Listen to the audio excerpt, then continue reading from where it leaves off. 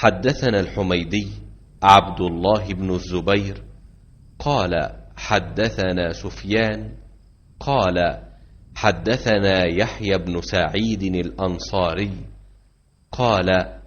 أخبرني محمد بن إبراهيم التيمي أنه سمع علقمة بن وقاص الليثي يقول: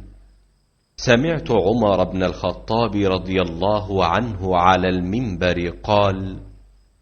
سمعت رسول الله صلى الله عليه وسلم يقول: إنما الأعمال بالنيات وإنما لكل امرئ ما نوى،